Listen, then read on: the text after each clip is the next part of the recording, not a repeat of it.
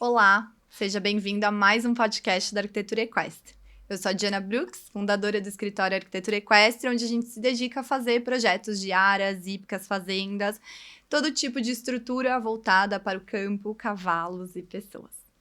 E hoje eu estou aqui com uma convidada muito especial, a Débora. A Débora é design, ela também já fez alguns cursos com a gente. Ela atua nesse mercado equestre, trazendo conceito inovador, ainda incipiente no Brasil, mas que pensa na integração do cavalo com a natureza, com espaços do campo, e a gente vai falar um pouquinho mais sobre isso. Débora, seja muito bem-vinda. Tava ansiosa por poder conversar com você, para a gente ter essas trocas mesmo, né, de profissionais, enfim, a gente tem inclusive projetos juntas, né, então, Sim. Obrigada pela presença. Obrigada a você pelo convite, Diana, é um prazer estar aqui também com vocês. Que bom. É muito bacana ter essa possibilidade da gente fazer parcerias, né, porque o mercado equestre, ele é muito grande e eu sempre quis buscar coisas diferentes que trouxessem mais qualidade de vida, saúde, até no design de interiores já trabalhava com esse viés. E você foi uma das pioneiras, né, de falar da questão dos projetos para cavalos, das melhorias, né, das cocheiras e tudo mais. E estou muito feliz de estar aqui com você. Que bom, Débora. Eu queria que você contasse um pouquinho, então, da sua trajetória, né? Como é que foi, como é que você entrou nesse meio, né? Enfim, do cavalo, onde começou a sua carreira e também, obviamente, na sequência a gente fala sobre o Paddock Paradise, que eu acho que, né, é um tema, né? Como eu falei, incipiente aqui no Brasil, mas extremamente relevante também, né? Sim. Então, se você quiser se apresentar e falar um pouquinho disso. A minha formação inicial é design industrial. Depois eu morei fora, nos Estados Unidos, fiz design de interiores, voltei para cá, fiz. E essa época que eu fiz esse curso de design de interiores era um curso técnico de um pessoal da Poli, da USP, que eu poderia construir até 80 metros quadrados. Então ele não era uma arquitetura, mas ele tinha princípios ali eu poderia construir uma casa, né, até 80 metros quadrados, uma coisa pequenininha, mas todos os conceitos ali já vinham permeando aí meus trabalhos. Meu pai, ele é engenheiro civil, na época fazia alguns projetos com ele, projetos técnicos, projetos grandes. Que legal! Então já teve um bom embasamento. Sim. Aí também, né? Tem um pai engenheiro civil. Sim. E eu trabalhei em muitos escritórios de arquitetura residencial, hotelaria, trabalhei com paisagismo, que na época eu até falei, não vou trabalhar com paisagismo, não é isso que eu quero interiores. E hoje eu acabei juntando... E o paisagismo é extremamente relevante para o que a gente faz também, né? Eu acho que... ainda mais no Paddock Paradise, assim, eu uso muito os conceitos. Entender, né? Exato, sim, com certeza. Das plantas, então eu acabei indo pesquisar muito sobre essa questão das plantas que são seguras, as plantas que são tóxicas para os cavalos, e entra muito. Muito legal, acho que você tem um e-book sobre isso? Isso, ou não? Eu finalizei esse e-book, só que eu fiz com umas reuniões com alguns clientes, e eles falaram, puxa, seria legal se tivesse um workshop que você pudesse explicar pra gente, para tirar dúvidas, e isso está se transformando no workshop, essa semana vai estar aí no ar, isso, vai ser muito bacana. Show!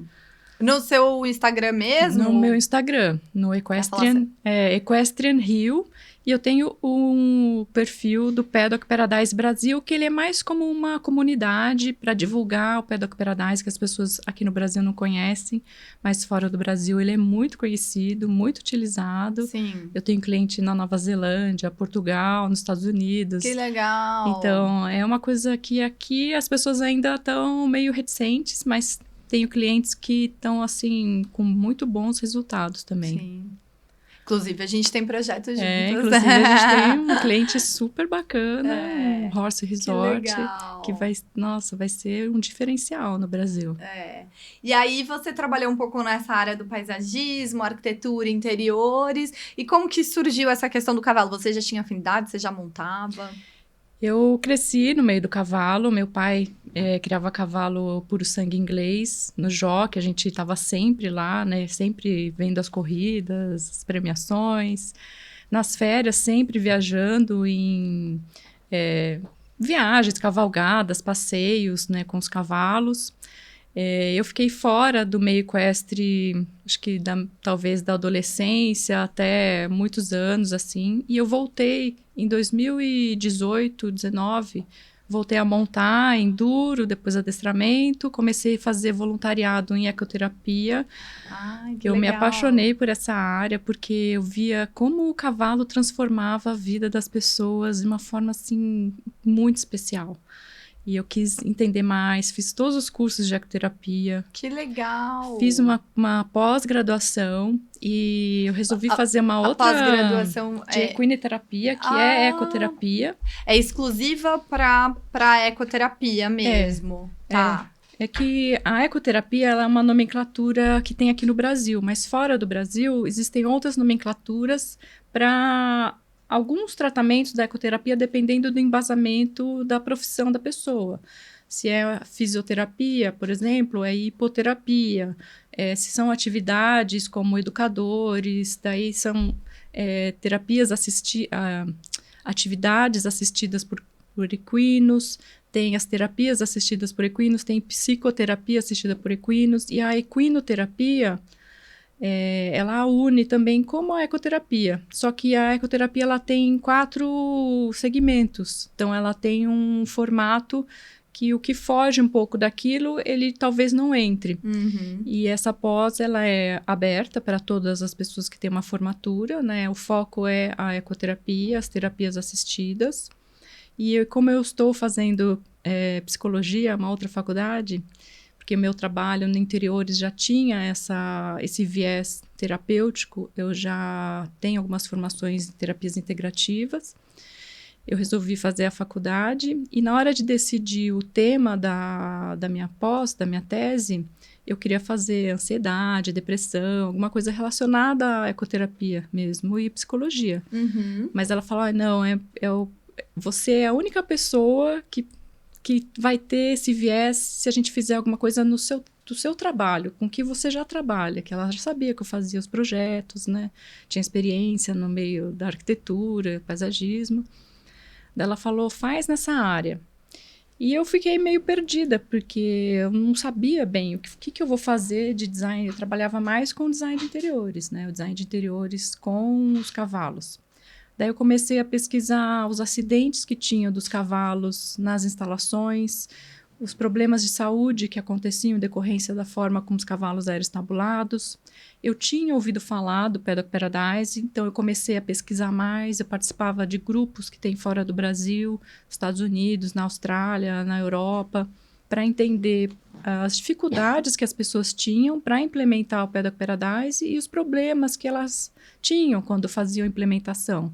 Né? Às vezes um problema de lama que não conseguia resolver, o problema do desenho do circuito, que as pessoas faziam as formas muito geométricas e o cavalo ele não tem esse olhar geométrico. Isso é uma coisa da gente, que a gente estuda isso, né? Para o cavalo, o ideal é que sejam formas mais orgânicas, arredondadas, que para ele é mais fácil de visualizar, de se interagir nesses habitats. Né? Olha que engraçado, eu acho que a Júlia até do escritório, ela trocou, né, umas mensagens com você sobre isso, Sim. né? Porque teve um cliente de um condomínio que ele falou, não, a gente quer fazer assim, porque tal hípica fez assim, eu acho que era...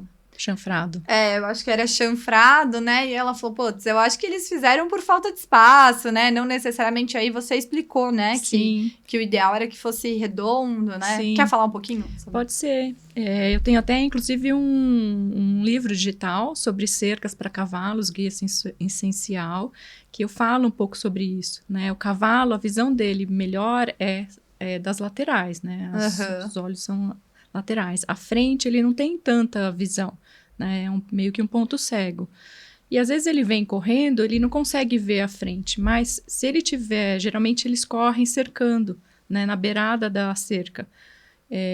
Então o cavalo vem correndo e ele está vendo ali a cerca. Se tem um anteparo ali, a cerca tem uma crina ali, um ângulo 90, acontece muitos acidentes dele se chocar nessa cerca.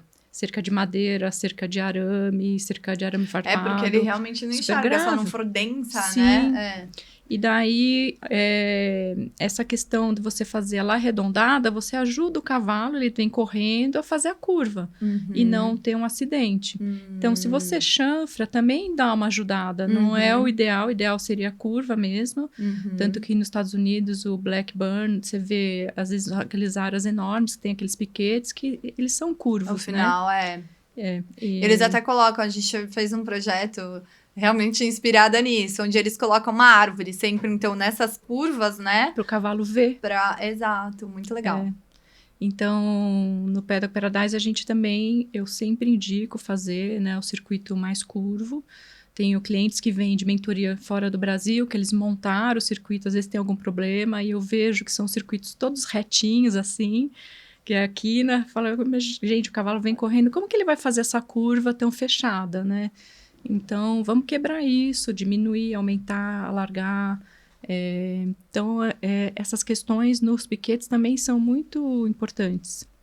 Então, e quando você olha para trás, então, qual foi o momento decisivo que você pensou? Eu vou trabalhar com projetos para cavalos. Então, em 2020, eu fiz um curso da CBH de steward, que são os comissários de adestramento. São os comissários que trabalham nas provas equestres, que ficam responsáveis pelo bem-estar do cavalo. E nisso a gente tem que analisar as questões das instalações, fiação elétrica, extintores, questões de segurança. Ah, mas como assim? Você vai até o lugar ver? Sim. O lugar que vai receber a prova, você analisa todas as instalações? Sim. Ah, não sabia. É que eu faço adestramento. No adestramento é muito...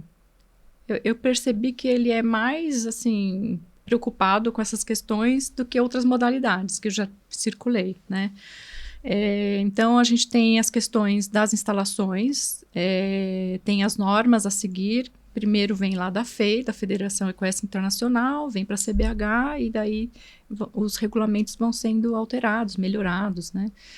E como tem aquelas baias provisórias, tem, por exemplo, a fiação, que o pessoal puxa para ligar um ventilador. Já teve até cavalo que morreu, né? Nessas instalações por causa de choque, né? Por causa disso. Porque vem a fiação, acontece às vezes do cavalo morder a fiação, se está ao alcance dele, então a gente tem que analisar se está ao alcance ou não. Às vezes tem a fiação que eles passam pela tubulação e se tiver um fio ali desencapado, pode dar um choque, realmente, já aconteceu. De ter acidente e morrerem vários cavalos, porque é tudo metalizado, sim, né? Metálico. A corrente passa. A corrente passa. E o cavalo, ele, apesar de ser um animal muito grande, ele é muito sensível, tanto na parte digestória, a parte de coração. Então, ele não aguenta um choque, assim, geralmente é fatalidade mesmo. A gente discutiu, a gente fez um podcast com um veterinário que ele estava falando. Realmente, às vezes a gente olha, né? É um animal de meia tonelada aí, né? Ele parece que ele falou assim, mas se você, né, não der a alimentação correta, ele é muito sensível nessa parte gástrica, muito seletivo, né? Sim. Então, de fato, a gente tem que olhar com cuidado para todas essas questões, né? E tem uma frase do John Blackburn até que ele fala que se você trouxer o cavalo para uma contenção de uma maneira errada, você vai estar fazendo muito mais mal do que bem, né? Sim. Então, acho que algumas pessoas até acham que o melhor lugar para o cavalo é a cocheira, quando não é, né? Assim, a cocheira é totalmente uma conveniência nossa, enfim, do que é bom pra gente, né? Sim, com certeza. E não para os cavalos. Com certeza.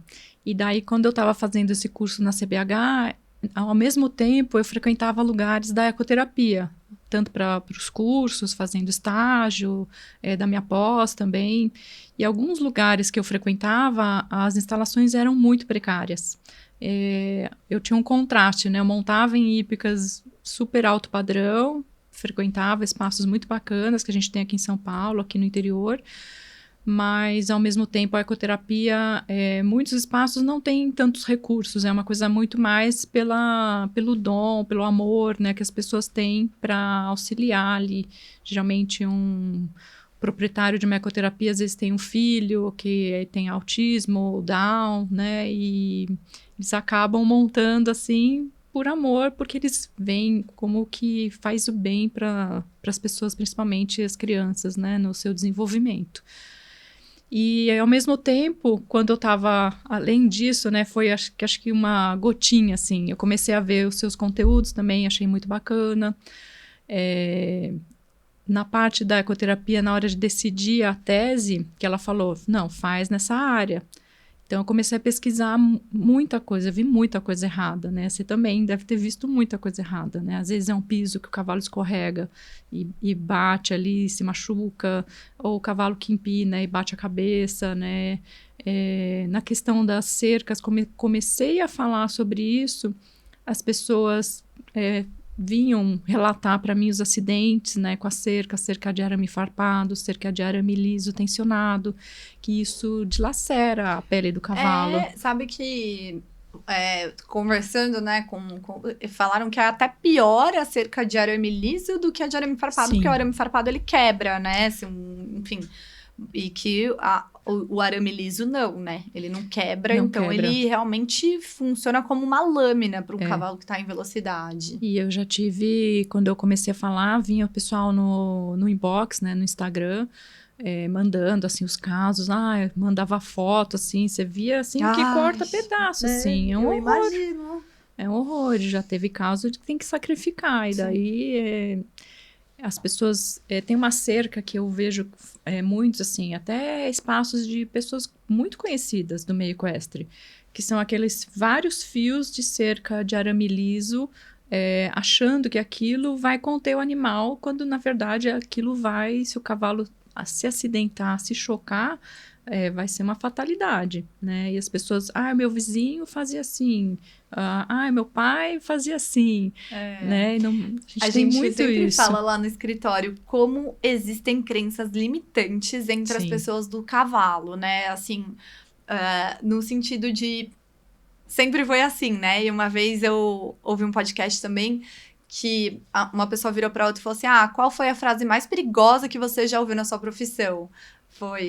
Sempre foi assim, todo mundo sempre fez assim. Então, o quanto realmente é perigosa essa frase de você sempre viu assim e por que não mudar, né? Não fazer diferente ou... eu também sempre conto uma história de um pedreiro que, enfim, fiz algumas casas para construção para venda, né? Casas mais populares. E aí, ele falava, mas... Eu falei, olha, mas no cálculo estrutural tá diferente essa parte da fundação. Aí ele virou pra mim e falou assim, eu sempre fiz assim. Eu já construí mais de 1000 casas assim.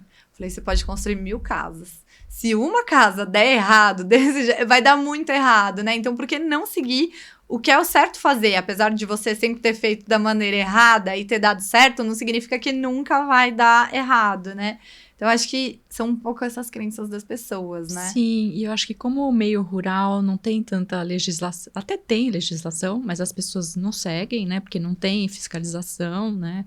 As pessoas constroem da cabeça delas, do pedreiro, do vizinho. Eu não consigo acreditar como que uma pessoa pode construir algo sem ter uma norma, sem ter uma fiscalização, mesmo que seja em área rural, né? Aquilo pode cair na cabeça de alguém, matar uma pessoa, então... Como que você pode chegar e construir de qualquer jeito, né? E aí tem muito, né? Quantas cocheiras você já visitou que é totalmente errada? Não, assim... Insalubre. Não precisa ir longe. Esses dias eu fui uma cocheira feita na beira de uma nascente. Nossa. E assim, o recuo de nascente é um recuo maior. E aí, você conversa com a pessoa, não, mas fez assim faz muitos anos e tá aí, tá assim, né? Enfim, eu acho que é isso, né? Essa falta de fiscalização também acaba... E até a gente, como arquiteto, às vezes a gente vai falar para o cliente, olha, assim não é o certo. A gente encontra uma certa reticência. Mas meu vizinho fez assim, olha aqui pro lado. O cara tá invadindo a PP. Então, pois é, ele está. Mas você não pode. Não, mas ele tá aqui do lado. Então, mas, né, na norma, se a gente for olhar, não é para ser feito assim. Então, a gente ainda vê... muitas pessoas reticentes nessa cultura de fazer o que é certo, porque todo mundo faz assim, todo mundo faz errado, poxa. E era uma coisa, às vezes é uma coisa que é muito fácil e muito simples de ser resolvida, é só você não fazer na APP, é só você respeitar o terreno, a topografia, né, a água que tem ali e né, enfim, foi isso que eu falei pro cliente. Eu falei, olha, mas você não precisa fazer assim. A gente tem a gente tem uma fazenda inteira de possibilidades que não precisam ser na app, né? Então, às vezes na app a vista do lago, do rio é a melhor. É a melhor, mas se você tiver 30 metros para lá dentro de uma fazenda, não vai fazer diferença. Ainda vai ter uma vista boa, né? Sim. Não, já tive caso de cliente que tinha descarte de esterco entre 2 nascentes. Ah, que ótimo! E daí tem o lago que os cavalos vão beber e assim, eu falei, gente, isso aqui vocês têm que tirar daqui, não pode. Se vocês quiserem, eu faço uma análise, né, para ver o melhor local para vocês terem uma esterqueira, né, que muitos lugares não tem. Não. E é uma coisa simples de ser feita, que vai gerar um benefício para todo mundo, né? A questão das moscas, questão de controle parasitário, A contaminação do solo, da água. As pessoas não imaginam, né? Sim. Mesma coisa, acho que você deve ter essas questões da urina do cavalo nas cocheiras, Sim. né? Sim. Amônia, Amônia, né? sim. Toda essa parte, né? Que a gente tem que olhar também, né? Sim, que é super importante. Exato. Mas, e Débora, teve algum momento que, enfim, algum projeto que te marcou, assim, né, que você tenha feito para essa parte do cavalo e que te marcou por ser alguma experiência diferente? Então, na verdade, um dos primeiros projetos que como eu comecei a divulgar o Paddock Paradise, além de falar das questões que eu estava pesquisando, dos acidentes, da altura que o cavalo empina e tudo mais, das alturas que as cocheiras deviam ter, um dos primeiros projetos em si foi por conta do Paddock Paradise, que a cliente queria fazer, mas aí precisava ter cocheira, depósito, cocheira de apoio, né, pista, e o Paddock Paradise foi o que trouxe esse cliente. E ao fazer o Paddock Paradise, você vê que o dia a dia da pessoa muda completamente a relação com o cavalo. Isso que é uma coisa muito bacana, porque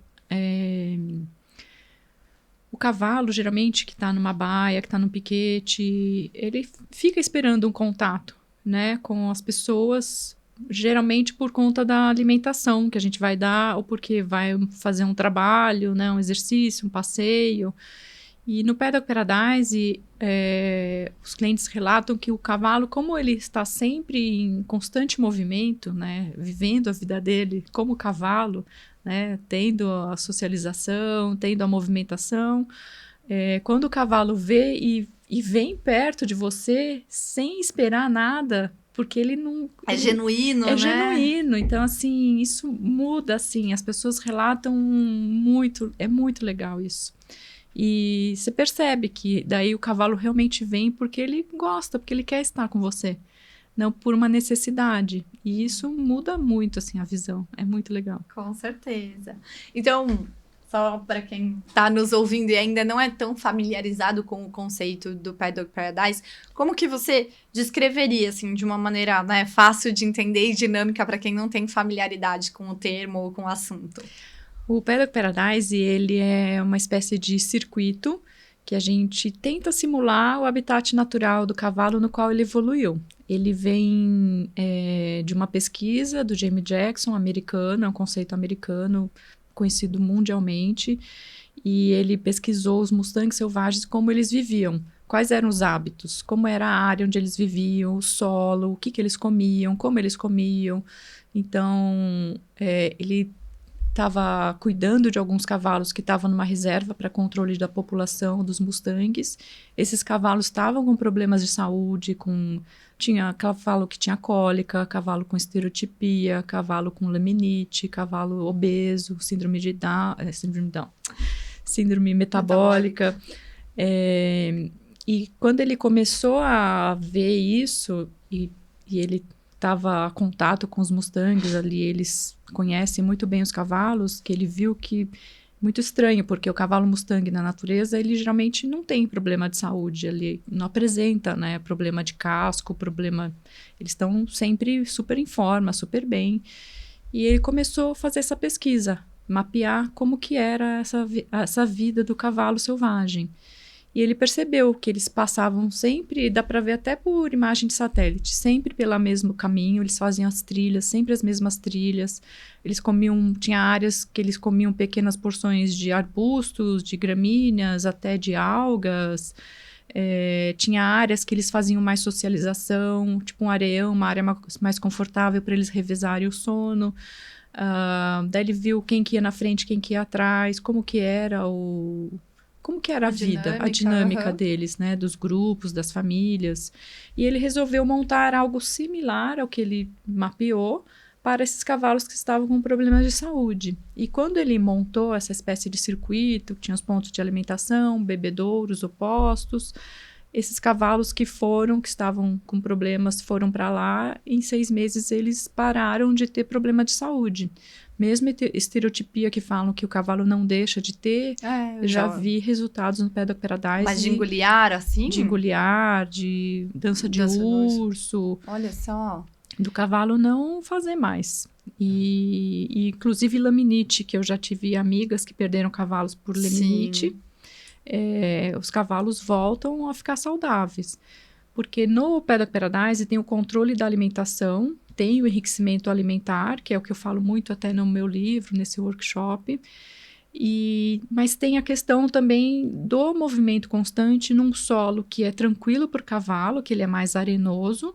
E esse solo, ele vai ajudar a fortalecer o casco do cavalo. A mesma coisa quando a gente vai caminhar na praia descalço. A gente começa a ficar com o pé mais duro, né? Porque vai ressecando, tem os minerais, tem esse contato com a natureza, com a terra.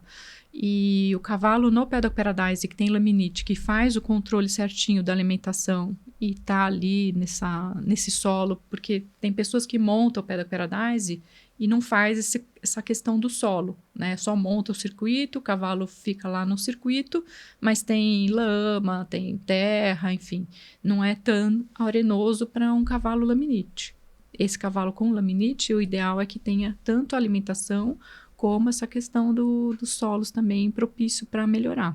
Que legal, que legal. Então, o Paddock Paradise é esse circuito, né? Que a gente faz para os cavalos, para que eles voltem a ser cavalos, né? Porque às vezes a gente fala também, né, que o piquete é o que a gente tem mais próximo da natureza, mas é o que você tá trazendo, né? Não é o que tem de mais próximo é o que tem, que a gente acha que tem de mais próximo da natureza do cavalo, mas na natureza também ele recebe diversos estímulos diferentes, né? Não é aquela monotonia, não é você colocar um gramado. Então esses estímulos você dá através de tipos diferentes de piso, né? Para que ele possa ter essas... Tem várias... que a gente fala de enriquecimento ambiental. A gente trabalha tanto enriquecimento ambiental, como enriquecimento alimentar, enriquecimento social e psíquico.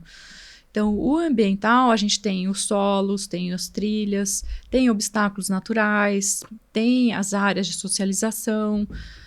tem lago, às vezes o cliente pode ter lago, às vezes não. Tem os areiões para o cavalo rolar, para o cavalo dormir, para o cavalo urinar. Tem os abrigos para ele receber uma ração, um trato, fazer um manejo. Tem as áreas de enriquecimento alimentar, que são como se fossem bolsões, assim, né? Que tem plantas que os cavalos podem comer, tipo arbustos, árvores, porque o cavalo na natureza, ele não come somente pasto, né, essa monocultura, que isso na verdade é errado, isso é uma criação que a gente adaptou da pecuária, né, que quando você está criando boi de engorda, ele precisa estar ali comendo pasto o tempo todo, e ele não tem tanto movimento, porque ele está comendo, ele não tem um estímulo para estar se movimentando. E o cavalo, ele necessita desse estímulo, porque na natureza o cavalo ele caminha em média 24 quilômetros por dia. E quando a gente coloca o cavalo numa cocheira, num piquete, ele não tem esse estímulo. E daí você... E até, né, por exemplo, na natureza, o boi, ele fica mais paradinho, né? Ele é mais da inércia, e o cavalo é muito mais do movimento, né? Sim, a gente percebe em pastagens, né, por exemplo. E a gente percebe que, por exemplo, às vezes você vê uma propriedade que tem uns piquetes grandes, mas o cavalo ali, você vê que perto ali do portão é onde está mais o terreno ali gasto, que é onde ele fica mais, às vezes, esperando. Então, tem um cliente meu que fala, só meu cliente está sempre parado ali esperando eu chegar com comida, com alguma coisa. Mesmo tendo uma área enorme, ele não se movimenta tanto. E quando você faz o Paddock Paradise, a gente tem trilhas que a gente faz o incentivo das 3 andaduras. Então, tem espaços para o cavalo, tem um incentivo para galope, incentivo para trote, para o passo, né, para ele ter mais uma socialização. Então, mesmo nas trilhas, a gente tem alguns recursos que a gente usa para fazer o cavalo realmente ter um condicionamento físico. Você pega o cavalo, ele está condicionado já tem um treino que ele sozinho já faz, né? E é um movimento, e é muito natural, muito né? natural. Assim, porque é bem legal isso. Até nesse projeto que a gente fez, né, que a proposta é de ser um resort para cavalos mesmo, onde, na maioria das vezes, né, o cavalo, ele entra de férias, solta, né, no piquete, aí vai acontecer essa situação que você falou, né? O cavalo não fica tanto em movimento. Então, quando você pega ele para voltar a treinar, ele tá completamente fora de forma, né? Então, acho que o Paddock Paradise, ele é uma maneira também dele se manter em movimento para não ficar tão fora de forma, Sim. né? E ele faz isso sozinho, porque é um circuito como se fosse eu gosto de usar uma analogia. Imagina que você tem criança, né? Uma quadra poliesportiva que é um quadrado. E daí você tem um parquinho com um escorregador, com gangorra, não sei o quê. Você põe a criança na quadra poliesportiva, ela não vai saber muito o que fazer. Provavelmente ela vai querer ter interação com alguém, fazendo alguma coisa. Uma bola, né? Vai precisar de alguma coisa de alguém, sozinha. Sim, não. 1 minuto depois que ela vai estar na quadra, ela vai estar demandando atenção, Sim. né? E no parquinho, não. Eu vou no escorregador. E ela vai sozinha, ela vai se pendurar. Então, é mais ou menos isso que a gente faz pro cavalo. Nossa, que legal essa analogia. Eu acho que realmente faz muito sentido. Quando você tem muitos estímulos, você, né, incentiva mesmo a ir buscar isso. E o cavalo, ele se mantém sempre em movimento. Então, para uma pessoa que faz uma prática esportiva, ela não precisa, por exemplo, tá com alguém sempre, todo dia, montando, né, 2, 3 vezes por dia, tirando o cavalo da baia, montando, fazendo exercício, porque o cavalo sozinho ele vai fazer isso, né? Então, no mundo todo, geralmente as pessoas deixam o cavalo no Paddock Paradise 24 horas por dia, 7 dias na semana, faça chuva, faça sol, faça neve, já vi cavalos na neve, assim, em vários lugares, com Paddock Paradise, e é muito legal de ver, eles se aclimatizam, né? E aqui eu tenho que meio que adaptar. Então, os projetos a gente, quando por exemplo, o Horse Resort, um centro hípico que a gente está fazendo em Tatuí também, a gente coloca 3 circuitos, pelo menos, porque a gente tem um de adaptação para um cavalo que nunca usou, que é uma coisa mais simples, né? Para ele estar ali, mais seguro, de uma forma que ele vai se acostumar a viver no Paddock Paradise. A gente tem geralmente um médio que, por exemplo, no Horse Resort a gente vai ter para oferecer para clientes. Então, o cliente pode deixar 1, 2 horas o cavalo nesse circuito, que tem as áreas de enriquecimento alimentar, social, lago, bebedouro, tudo mais. E tem um maior, que é para cavalos que ou já estão acostumados, ou cavalos, por exemplo, no caso dos proprietários, que eles podem ter o cavalo deles ali vivendo mais tranquilos, né? E é um estímulo bem bacana. Então, você tem como se fossem 3 fases. Então, às vezes as pessoas se preocupam, mas meu cavalo está acostumado em baia, em piquete, como que ele vai se acostumar? Primeiro que, assim, é uma coisa super natural. O cavalo, ele se acostuma, se ele vê uma trilha, ele vai entrar e ele vai fazer o circuito. A gente faz de uma forma bem orgânica, tem árvores e tudo mais. E a gente sempre recomenda que a pessoa pega o cavalo primeiro no cabresto, né? Anda com ele, vai aos poucos. Então, isso também a gente dá uma orientação de como fazer essa adaptação, que é muito bacana. Que legal, que legal. E você... Você conhece algum caso de um cavalo que realmente mudou o seu comportamento depois de tal? Ou, enfim, o que você acha também que surpreende, né? Um cliente que vivencia isso? Sim, fora do Brasil eu já acompanhei diversos casos de problemas de saúde, mas eu tenho uma cliente minha, que foi inclusive de uma mentoria, um processo de mentoria que a gente deu para alguns clientes que às vezes não conseguem contratar um projeto, que um projeto demanda muito tempo, né? Às vezes tem um custo muito alto. E nesse processo de mentoria, eu ajudo o cliente a entender os conceitos, né? A gente tem algumas aulas gravadas, a ele pensar na área dele para montar. E no caso dela, ela tinha 2 cavalos e um deles tinha um problema de comportamento, não podia, quando vinha para se alimentar, ele tinha que se alimentar sozinho, porque senão ele mordia quem estivesse perto, não deixava, ficava super agressivo. E daí a gente separou a área dela em 2, como se fossem 2 circuitos mais simples. E daí os cavalos, eles viveram assim, separados, né, em circuitos separados, mas eles tinham uma linha que eles estavam juntos ali, correndo lado a lado. Uhum. E aos poucos, ela foi ali introduzindo a alimentação, sempre a gente orienta onde colocar os fenos e tudo mais. E com o tempo, ele foi se acostumando um com o outro, começou a querer ter interação, ficar junto, ficar tranquilo na hora de comer. Os cavalos no Paddock Paradise eles ficam mais tranquilos porque tem o estímulo para eles estarem ocupados, né? Não ficar ocioso, ter estresse. Então, se ele quiser correr, ele corre, se ele quiser andar, ele anda. E daí, em 6 meses, ela falou: separei, tirei a separação e agora eles estão juntos, comendo, tranquilos, sem problema nenhum. Olha só, Então que foi legal. uma coisa assim, quando ela me contou, eu fiquei muito feliz por ela e pelos cavalos, Com né? certeza. Então, além, né, do benefício físico, que a gente já falou aqui, né, do cavalo se manter em forma dentro de um circuito que ele seja incentivado, tem esses estímulos, tem também os benefícios, né, emocionais, vamos dizer assim, do cavalo, né? Sim. Quais seriam, então, se puder falar pra gente, assim, o que você já viu na prática de benefício nessa questão, né, emocional do cavalo, de bem-estar e de qualidade de vida também? Assim, acho que é a pergunta número 1 das pessoas quando ficam sabendo que querem entender mais, que às vezes tem um garanhão, me pergunta: nossa, mas meu garanhão é bravo, não sei o quê, não pode pôr junto, né? E o que eu vejo no mundo todo, as pessoas têm garanhão, colocam no Paddock Paradise e o cavalo ele começa a ficar mais tranquilo, começa a ficar mais unido com os outros cavalos, com um grupo, né? Então, esses problemas de comportamento, esses problemas psíquicos que a gente fala, eles praticamente amenizam. Então, a gente, quando já entrou em contato comigo pessoas que queriam fazer, por exemplo, para reprodução, que daí são vários garanhões.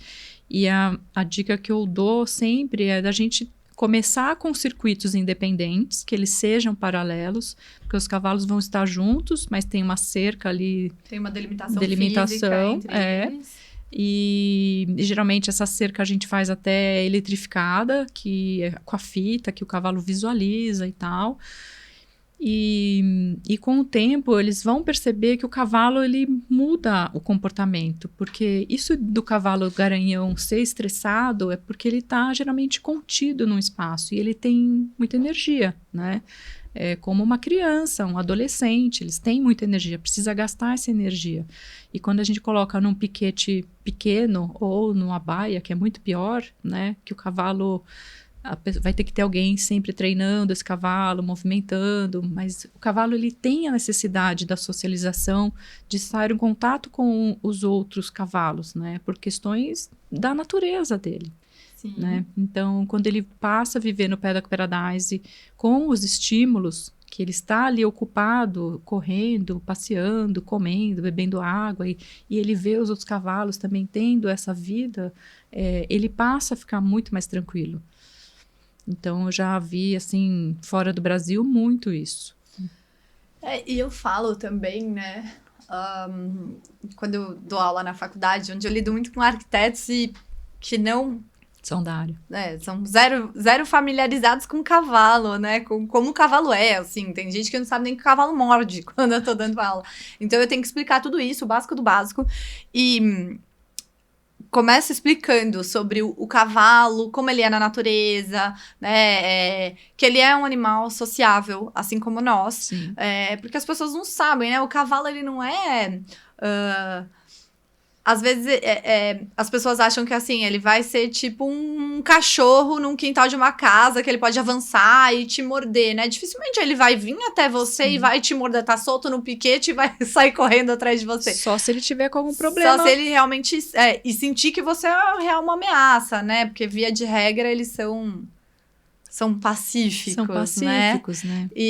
Mas que eles precisam realmente isso, né? Desse contato uns com os outros. E eu gosto de dar um exemplo palpável de como a gente é sociável também, né? Então, eu falo, nós... homens, a gente vive em grupos, né? Também, né? Na natureza, assim como os cavalos. Então, você não vai ver um cavalo sozinho na natureza, obviamente, né? A não sei que seja uma situação muito peculiar, mas ele vai estar em grupo. E da nossa necessidade de realmente estar em grupo. Porque, por exemplo, assim... eu falo que se eu tô sozinha em casa, qualquer barulho que eu escuto é uma ameaça pra mim e me coloca numa situação de estresse, tipo, ai meu Deus, será que tem alguém entrando na casa? Será que vai acontecer alguma coisa? Só que se eu tenho mais alguém junto comigo, né? Se meu marido tá lá em casa, às vezes eu posso nem ouvir esse barulho, ou se eu ouvir o barulho, eu já vou estar mais calma, porque eu tenho companhia, né? Sim. Então, é um pouco desse instinto natural. E a mesma coisa pro cavalo, né? O cavalo que ele tá confinado e que ele tem zero acesso visual, que ele tá sozinho ali, fechado na sua baía, ele vai escutar um barulho, naturalmente ele vai ter esse estresse ativado, né? Esse estímulo negativo. Então, acho que isso é a causa, né, de muitos animais se tornarem violentos, recebendo constantemente esse estímulo negativo. Sim. Então, assim como nós, né, precisamos ter pessoas perto da gente para que a gente tenha esse bem-estar, para que a gente se sinta naturalmente menos ansioso, os cavalos também. Sim, também. Eles vivem em grupo, assim, mesmo eu sempre gostei muito de analisar a questão comportamental dos cavalos selvagens, né? E no mundo inteiro tem cavalo selvagem, assim. Descobri que até uma cliente minha na Nova Zelândia tá adotando um cavalo selvagem que tem lá na Nova Zelândia, uma raça que agora eu não lembro nem o nome, assim, bem diferente. E os cavalos selvagens, ele mesmo que tenha ali uma manada ali de 100, 200 animais... vão ter os grupos e vão ter as famílias, né? E o que a gente vê, às vezes, de cavalo selvagem que brigam com o outro, que geralmente que é até mais bacana, que as pessoas divulgam mais, é um garanhão que ali, às vezes, quer pegar a égua, quer ficar junto, ou que está sozinho, ou que foi expulso do bando. E geralmente, assim, de 200 animais, 2 que vão ali fazer uma treta. Brigar. E eles não brigam para machucar, para matar. É uma briga como os potros brincam também, de pegar a pata, de até morder, mas tem essa questão do controle, mas você vê que não é um morder que nem um animal que é predador. O animal que é predador, que tem as garras, ele vai morder ele para dilacerar o outro animal, né? É muito diferente. A forma de que um cavalo vai brigar com outro cavalo e, por exemplo, de um leão vai brigar com outro leão. Você vê que é completamente diferente. E eu gosto também de usar uma analogia para a gente pensar no cavalo, por exemplo, como o Bambi, né? Que o Bambi, ele tá lá na selva, se ele vê qualquer coisinha, ele já para, olha e ele sai. Ele não vai querer atacar ninguém. Ele quer correr. E o cavalo tem esse instinto de correr, de fuga, né? Porque ele é uma presa. Então, a gente tem que pensar o oposto como a gente vem pensando. Porque o animal que vive intocado numa baia, num piquete, num cercado, são animais ferozes, são animais predadores. Então, a gente começou a fazer isso na época das guerras, que a gente precisava ter os cavalos alojados de alguma forma para rápido ali pegar e sair, né, um pelotão. E isso foi sendo adaptado no mundo inteiro, né? Então, uma forma errada que foi feita lá atrás, que a gente vem replicando isso. E eu vejo, assim, além do Paddock Paradise, existem outras formas de você criar habitats bacanas para os cavalos. Tem o Track Trail, que são circuitos mais simples, que é só um circuito que não tem tanto enriquecimento alimentar, social, é mais para o cavalo estar se movimentando. E tem também o piquete ativo, que é como se fosse um grande piquete, só que ele tem alguns enriquecimentos ali, a área de feno, uma afastada da outra, o bebedouro na outra ponta. Ele não tem um circuito, assim, mas é como se fosse um parquinho público, que tem ali umas coisas para as crianças, e um parque de diversões vai ter muito mais. Então, o Paddock Paradise poderia ser esse parque de diversões e o piquete ativo poderia ser esse parquinho público, que tem um escorregador, um banco de areia, que é para o cavalo ter ali uma interação, ter ali uma ocupação. Não ficar sempre na porta, né? Não ficar sempre na porta, no ócio, né? E isso vai ser muito melhor do que ele ficar só num cercado ali isolado, né? E eu tenho uma dúvida, Débora. Você estava comentando aqui, né? Então, a ideia do Paddock Paradise é sempre o cavalo tá em movimento, onde vai ter pontos que você vai estimular as 3 andaduras, né, do cavalo. Existe um preconceito, muitas vezes, grande acerca do cavalo não poder correr no piquete. A gente tem clientes até que não querem fazer piquetes num tamanho que o cavalo dele possa trotar ou até mesmo galopar ali, para ele não correr o risco de se machucar. Como que você vê isso? Existe uma maneira certa ou errada de fazer para que isso não aconteça? Isso é realmente um preconceito ou até mesmo uma crença limitante, ou é de fato algo que acontece? Eu já vi relatos de cavalos que em pastagem, piquete enorme assim, 2 cavalos correndo se chocaram um de frente com o outro. Porque o cavalo ele tem uma visão ruim frontal. E a mesma questão que eu falei das cercas nos piquetes, da questão arredondada, é essa questão que a gente usa no Paddock Paradise. Então, o circuito a gente planeja de uma forma minimizando acidentes, que são trilhas largas. Então, às vezes eu tenho cliente que tem 2, 3 cavalos. Mas eu não quero perder espaço de plantação de feno aqui. Eu quero fazer uma trilha mais estreita. E eu falo, olha, o ideal é que você tenha no mínimo 3 metros. Que se tiver um cavalo querendo passar o outro, se tiver um cavalo que vai correndo, quer voltar, ele consegue se virar, né? Então, tem várias questões que a gente analisa quando está fazendo o projeto para não ter esses problemas. Por exemplo, tem um cliente que a gente está fazendo um projeto no Centro Hípico de Tatuí, que é uma área grande, ali são mais ou menos 25 a 30 metros quadrados, e tem um desnível grande de terreno. Então, eu não coloco uma trilha numa ribanceira, nunca, porque realmente você correr um risco, né? Então, a gente divide essa trilha, coloca uma área de socialização, faz uma curva para o cavalo diminuir a velocidade. No projeto, a gente coloca... tem alguns recursos naturais que a gente pode usar, por exemplo, obstáculos naturais,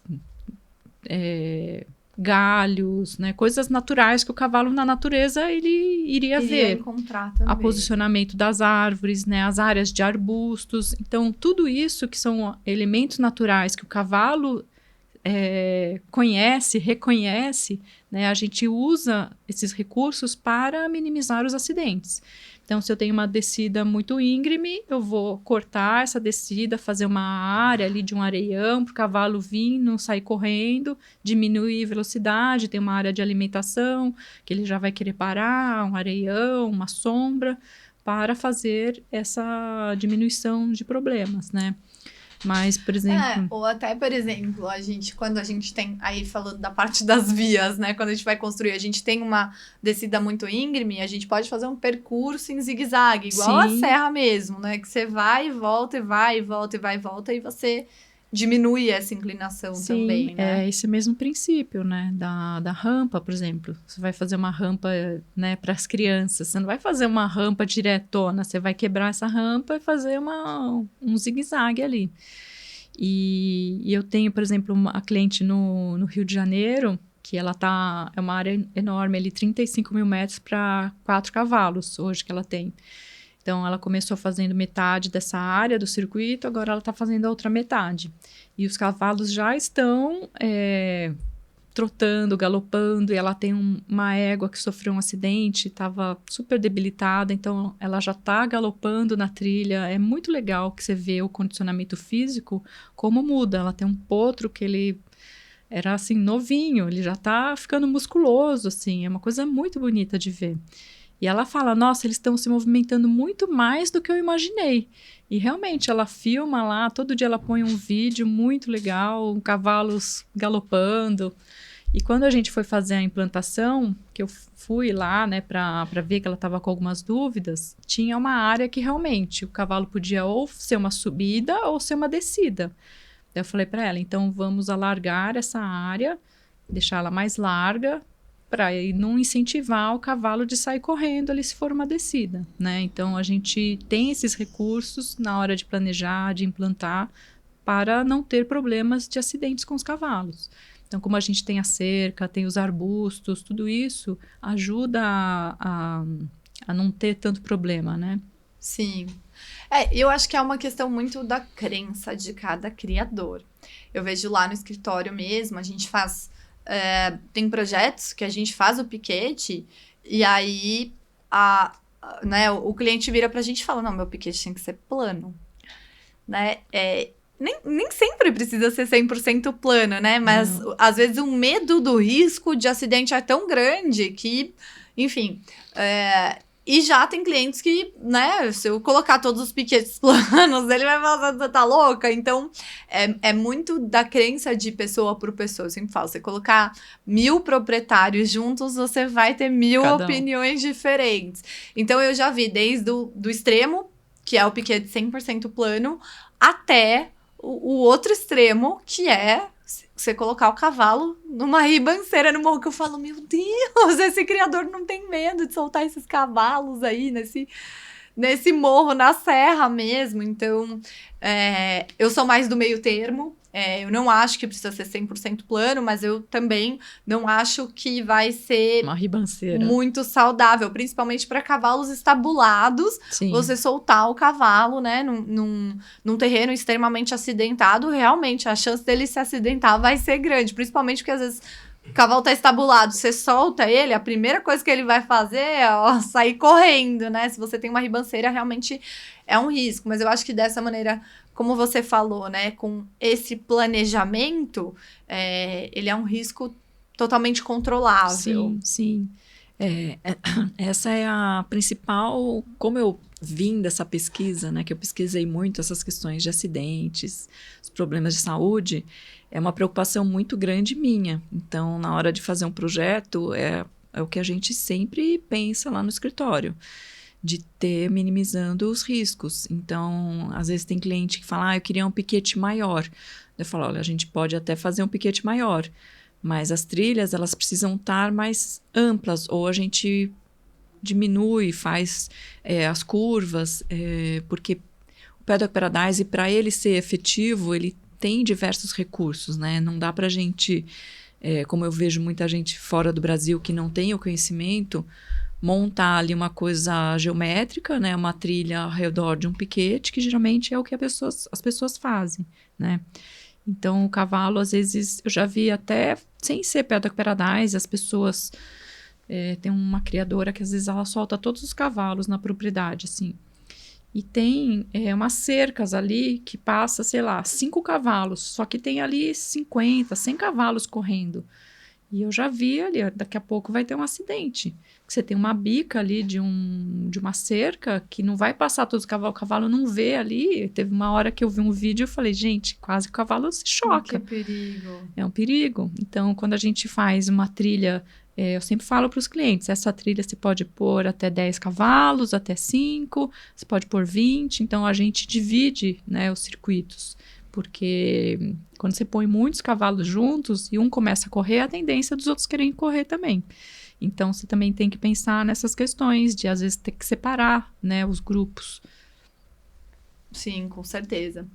E, Débora, a gente está chegando aqui no finalzinho, mas eu queria que você falasse para alguém que quer que o seu cavalo tenha mais bem-estar, tenha mais qualidade de vida, né, tenha uma vida mais saudável, qual recomendação você daria? Essa questão do piquete e da baia, né? Quando a gente tem um cavalo que ele está ali cercado, não é o ideal dele, como eu já falei aqui algumas coisas, né? Tem fora do Brasil alguns até veterinários, pessoal bem técnico que fala que o cavalo ele não é um animal como um gado, né? Para viver num piquete de pastagem, numa monocultura que a gente fala, que é só um tipo de feno ali. Então o cavalo ele tem essa necessidade de ter um enriquecimento alimentar. Não comer só sempre o mesmo feno, a ração, né? A gente precisa oferecer melhores condições para os cavalos, né? Quando a gente imagina um cavalo na natureza, ele tem uma diversidade muito grande ambiental. E os cavalos geralmente estão ali correndo e a gente ama isso, né? Ama ver os cavalos interagindo. E a gente, por medo, acaba separando, acaba isolando eles. Então, isso só vai criar problemas de saúde no cavalo. A forma como os cavalos são mantidos hoje no Brasil, ela vem trazendo doenças, né? Os cavalos na natureza sozinhos, eles não têm esses problemas, né? Essas doenças. Então, tem que tentar pensar fora da curva, buscar alternativas. Como eu falei, tem o piquete ativo, que é muito bacana e é uma forma mais segura de você minimizar essas questões. E às vezes é até algo mais palpável para a pessoa, né, que às vezes não tem espaço ou não consegue de pronto mudar totalmente a sua estrutura. Ela tem alternativas, né? Sim. Mesmo para quem tem medo de deixar o cavalo vivendo o dia inteiro num paddock paradise, por exemplo, vamos fazer um circuito mais simples. Você solta ele algumas horas, depois você põe ele na cocheira, vai fazendo essa adaptação tanto para você, né, pessoa, né, que tem essas preocupações, tem esses receios, como para os animais que têm a necessidade e tem essa questão da domesticação. Então, eu acho que o Paddock Paradise, quando eu comecei a falar, as pessoas, mas você acha que o Brasil tem mercado? Eu falo, se não tiver no Brasil, aonde que vai ter? E assim, eu vejo o pessoal já em outros grupos fora do Brasil, por exemplo, na França, eles têm um mapa, a França inteira com o circuito Paddock Paradise, para a pessoa colocar o cavalo estabulado lá num circuito Paddock Paradise.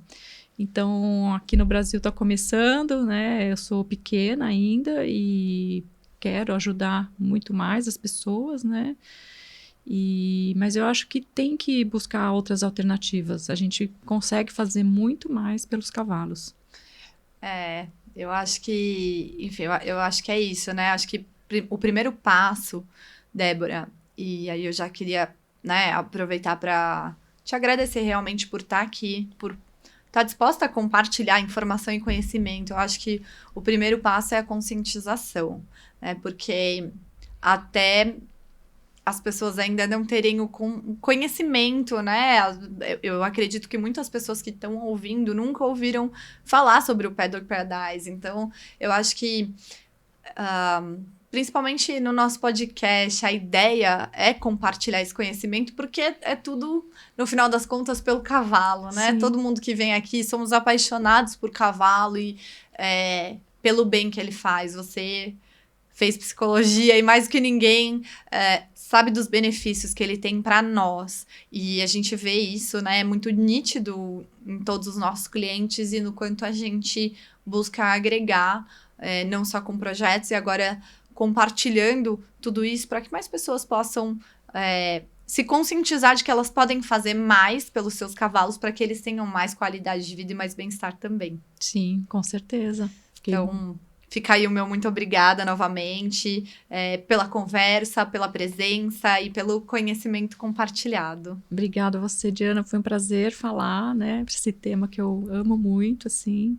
E eu acho que as pessoas precisam realmente ter pessoas que estão dispostas a compartilhar o conhecimento, começar a falar mais, né? E deixa o seu Instagram, enfim, para as Claro. pessoas conhecerem um pouco mais sobre o seu trabalho, seu conteúdo e seu processo de conscientização também, que vejo que você faz bastante. Tem muitas dicas incríveis por lá. Legal. A gente tem o perfil Equestrian Rio, que é um perfil onde eu estou mais presente, onde eu compartilho mais conhecimento, e onde a gente fala mais dos projetos, dos workshops e livros. Tem o perfil Paddock Paradise Brasil, que ele é uma comunidade ali onde eu compartilho somente sobre essas questões do Paddock Paradise. E tem o perfil do meu escritório, que é a Débora BZ Brandão Design, que é onde eu mostro mais as questões dos projetos em si. Então é isso. Show de bola. Sigam a gente também. Sigam lá, e entrem pessoal. em contato para a gente conversar e trocar uma ideia. Show de bola. Chegamos ao final, então, de mais um episódio do Arquitetura Equestre. E eu queria agradecer você que está aí, ouviu a gente até o final. Espero que tenha gostado desse conteúdo. Não esqueça de deixar o seu like e compartilhar para que mais pessoas do cavalo possam ter acesso a esse tipo de conteúdo também. E se puder deixar aqui nos comentários quem você gostaria de ver nos próximos episódios. Obrigada e até a próxima!